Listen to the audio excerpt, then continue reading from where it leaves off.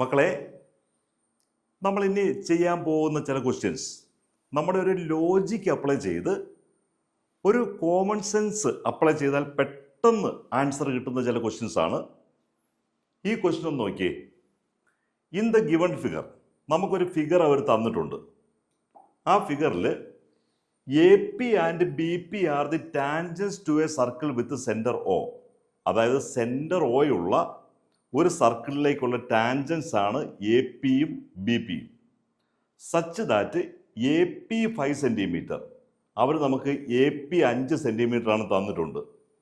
A P B എന്ന angle, അതായത് angle A P B 60, ഇതും അവർ തന്നിട്ടുണ്ട്. Find the length of code A B. A ബിയുടെ ലെന്ത് കാണണം. ഇപ്പം നമ്മൾ ഇത്രയും ബേസിക് ഫണ്ടമെന്റൽസ് ഒക്കെ പഠിച്ചു. നമുക്കിത് എങ്ങനെ കാണാൻ സാധിക്കും? നമ്മുടെ ജസ്റ്റ് ഒരു ലോജിക്ക്, എ പി എന്ന് പറയണത് 5 സെൻറ്റിമീറ്റർ ആണ്. നമ്മളോട് എ ബി കാണാനാണ് പറഞ്ഞത്. നമ്മളിവിടെ നോക്കുമ്പോൾ നമുക്ക് ബേസിക് ആയിട്ടുള്ള സർക്കിളിൻ്റെ തിയറം അറിയാം. Tangent from an external point to a circle are equal. അതുകൊണ്ട് എ പി 5 ആണെങ്കിൽ ഇതും 5 ആയിരിക്കും. എന്തുകൊണ്ടാണ്? Tangents from an external point to a circle are equal. ഇനി നമ്മളോട് എ ബി കാണാനാണ് പറഞ്ഞത്. വീണ്ടും നമുക്കൊരു ലോജിക്കുണ്ട്. ഈ ട്രയാങ്കിൾ എ ബി പി എന്ന ട്രയാങ്കിളിൽ 2 സൈഡ് ഈക്വൽ ആണെങ്കിൽ നമുക്കറിയാം അതൊരു ഐസോസെലസ് ട്രയാങ്കിൾ ആണ്. അതായത് in an isosceles triangle 2 sides are equal.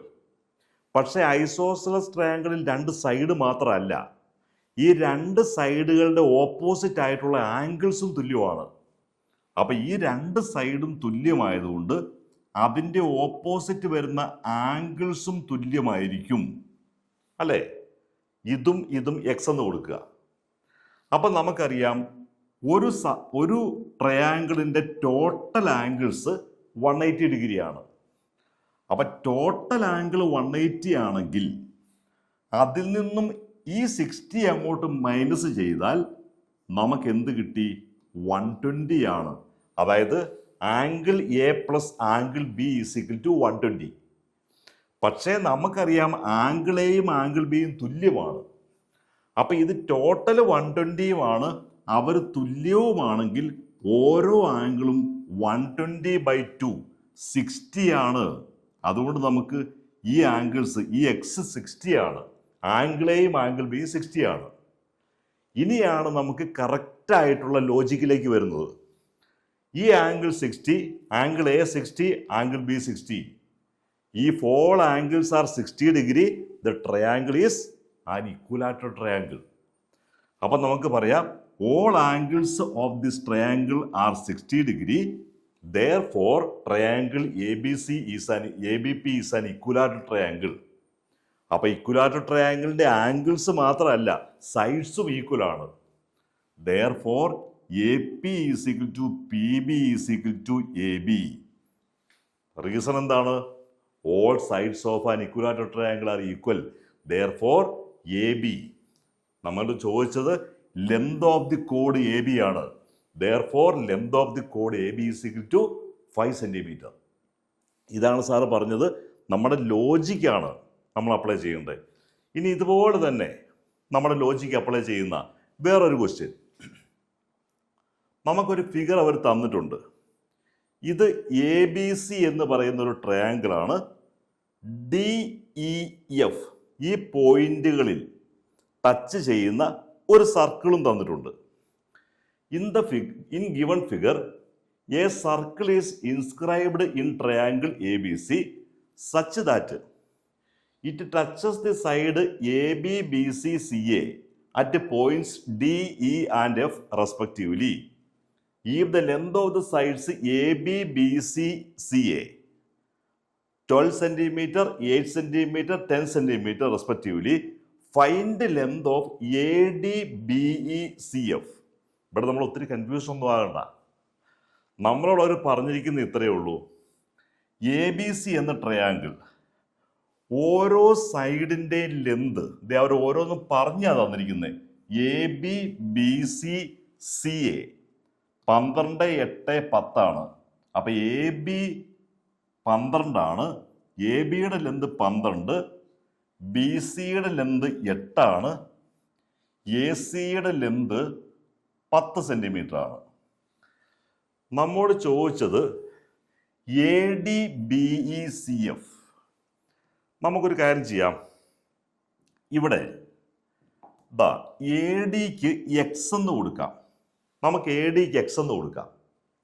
അപ്പൊ തീർച്ചയായിട്ടും നമുക്കറിയാം AB 12 ആയതുകൊണ്ട് DB 12 - X ആയിരിക്കും അല്ലേ? ഇനി മറ്റൊരു കാര്യമുള്ളത്, നമുക്ക് AD is equal to AE. Reason എന്താ? Tangents from an external point to a circle are equal. അപ്പോൾ ADയും AEയും A എന്ന പോയിന്റിൽ നിന്നും സർക്കിളിലേക്കുള്ള ടാൻജന്റ് ആണ്. അപ്പൊ അവർ ഈക്വൽ ആയതുകൊണ്ട് ഇത് എക്സ് ആണെങ്കിൽ ഇതും എക്സ് ആയിരിക്കും. അതുപോലെ തന്നെ BDയും BEയും സെയിം ഈക്വൽ ആണ്, രണ്ടുപേരും ടാൻജൻസ് ആണ്. അപ്പൊ അതുകൊണ്ട് ഇതും 12 - X തന്നെ ആയിരിക്കും. അതായത് BD 12 - X ആണെങ്കിൽ BE അതും 12 - X ആയിരിക്കും. ഇനി നോക്കിയേ, ഇത് എക്സ് ആണ്, AC 10 ആണ്, AC 10 ആണെന്ന് അവർ പറഞ്ഞിട്ടുണ്ട്. അതുകൊണ്ട് നമുക്ക് CF എന്ന് പറയുന്നത് 10 - X ആയിരിക്കും. CF 10 - X ആണ്.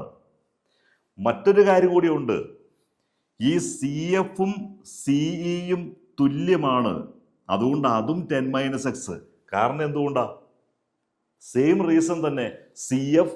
CF and CE are tangents from the same point. ഒരേ പോയിന്റിൽ നിന്നും സർക്കിളിലേക്ക് വരുന്ന ടാൻജന്റ് ആണ്. ഇപ്പൊ ദേ ഈ ഒരൊറ്റ സൈഡിലേക്ക്, BC എന്ന സൈഡിലേക്ക് നമ്മൾ നോക്കിയേ. BC എന്ന് പറയുന്നത് BE പ്ലസ് EC ആണ്. അതായത് 12 - X plus 12 - X plus BE 12 - X ആണ്, CE 10 - X ആണ്, 10 - X ആണ്. ഇത് രണ്ടും കൂടി ചേരുന്നത് 8 ആണ്.